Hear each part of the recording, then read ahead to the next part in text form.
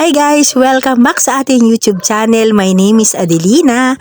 So ngayon po, ito yung aking video po na pinakamaraming views. So bago pa lang po ako nag-start mag-vlog guys nito. Nandito po tayo sa ating mini garden. So pasensya na po. In-upload ko po uli ito kasi hindi po ako dito masyadong nag-explain nung ginawa ko ito dahil sa napakataas po ng aking lagnat. Meron po akong sakit dito. Pero kahit po meron akong sakit, gumawa pa rin po ako ng video dahil gusto ko. Ang lagnat ko dyan is nasa 40s. Mataas talaga yung lagnat ko. Minsan 41 pa inabot ng ganon. Pero talagang sobrang sakit ng ulo ko po dyan. At saka mayroon pa akong ubo at saka sipon. At napakarami ko po ditong basher. So may yung mga nag-bash po sa akin, yung iba, wala na po dyan. Dinilit na nila nung binalikan ko. So mayroon pa po dyan ng bash sa akin na gusto niya akong sampalin. Napakapangit daw ng mukha ko. Ang pangit ko daw, pasapak daw. So napakadami ko po naging basher dito. Kasi po guys, hindi po talaga ako marunong mag-edit at saka mag-cut. Nag-vlog po ako nang wala po akong alam, hindi po ako nag-aral, basta naisipan ko lang pong mag-vlog. Tinutok ko lang po yung cellphone sa harap ko, tapos nagdadaldal ako, itinuro ko lang yung aking alam at saka yung aking experiences dito sa aking garden. Tapos wala naman po akong napapanood na kahit anong mga video, basta sinubukan ko lang pong mag-video dahil kinatuwaan ko lang po na gumawa kaya ako ng video.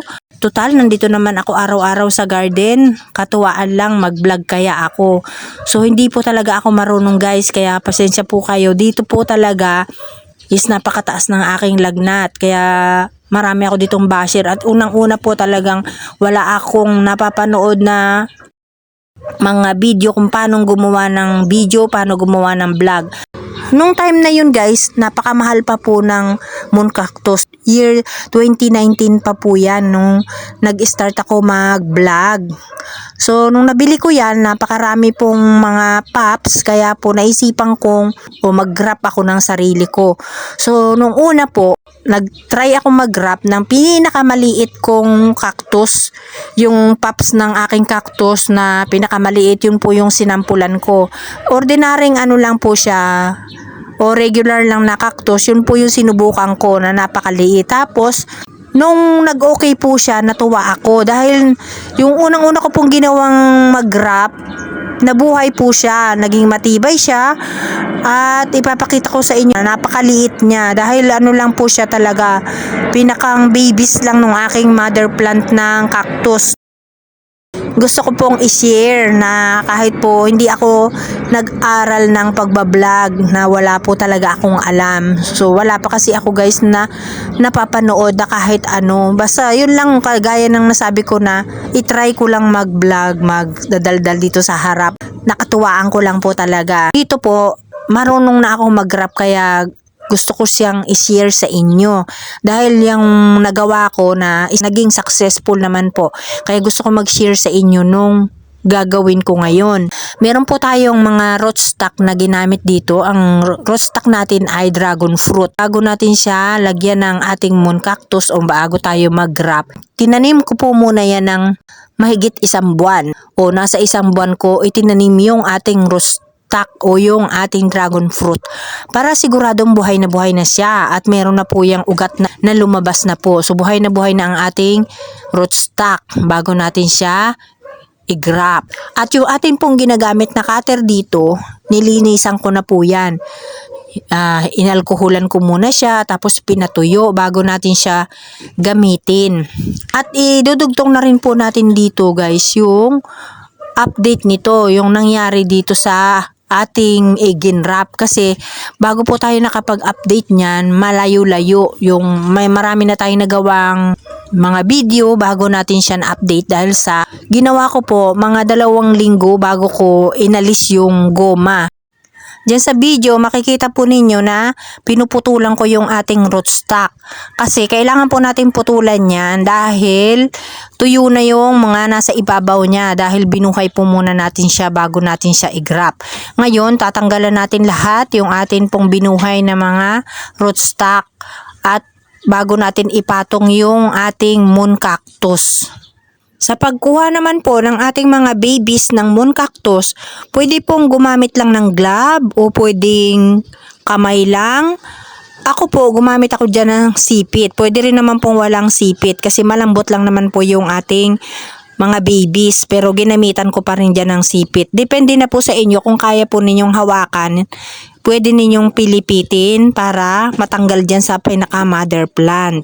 Pagkakuha ng ating mga pups or ng mga babies ng ating mga moon cactus, kailangan po nating bawasan yung pinakailalim niya.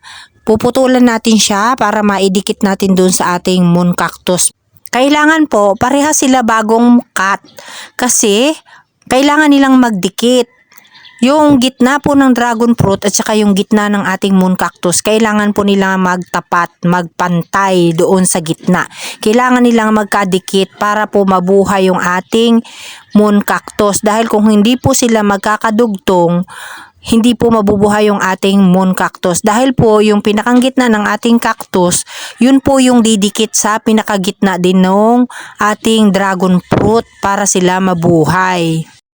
Pwedeng pagkapatong ng ating babies ng moon cactus, pwede nang lagyan ng goma. Pero hindi ko pa ginawa yung paglalagay ng goma dyan. Tatapusin ko munang lahat yung mga igagrap ko bago ko siya nilagyan ng goma. Pero pwede po ninyong lagyan kaagad ng goma o ng scotch tape yung inyong ginrap. Dito po sa yellow, moon cactus, ganon din po yung ating gagawin. Same lang po. Pero ang gagamitin ko ditong pagtatali ay yung goma. Pwede rin pong scotch tape. Depende na po sa gusto ninyo o sa preferred ninyong gagamitin. Pero mas preferred ko pong gamitin ang rubber band kaysa po sa scotch tape dahil yung scotch tape sinubukan ko lumuluwag sa akin pero yung goma mas kapit na kapit kapag yun ang aking ginagamit.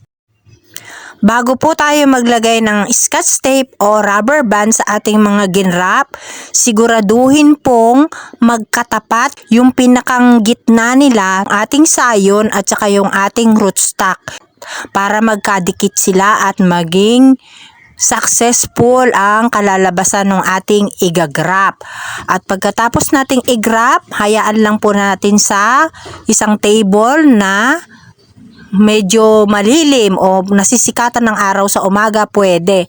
Kasi yung atin pong rootstock, buhay na po yan. Kaya pwede nating hindi siya didiligan dahil matagal na silang buhay. After 2 weeks ko po tinanggal yung aking mga rubber band na inilagay. Pwede rin pong 5 days, pwede nang tanggalin. Pero sinigurado ko pong kapit na kapit, kaya po nagtanggal ako ng after 2 weeks. Ngayon po, idudugtong na natin dito yung update nitong ginawa nating grafting moon cactus para po makita ninyo yung nangyari sa pagkatapos nating i-graft.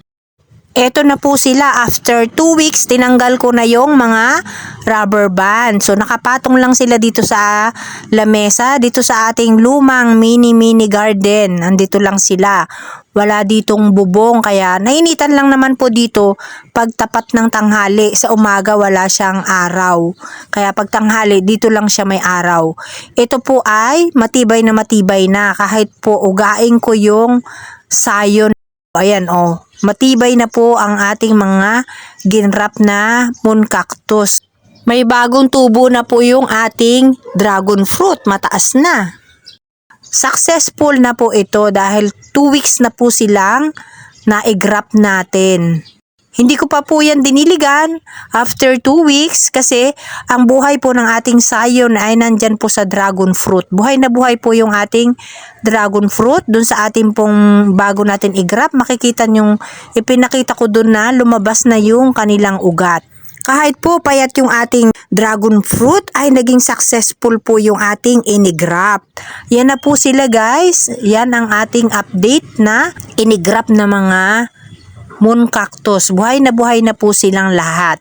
So yun po ang aking share guys. Ang atin pong grafting moon cactus at kasama na po dito sa video ang ating update sa ating mga ginrap na naging successful po silang lahat. Ayan. Thank you for watching guys at mag-ingat po kayong lahat.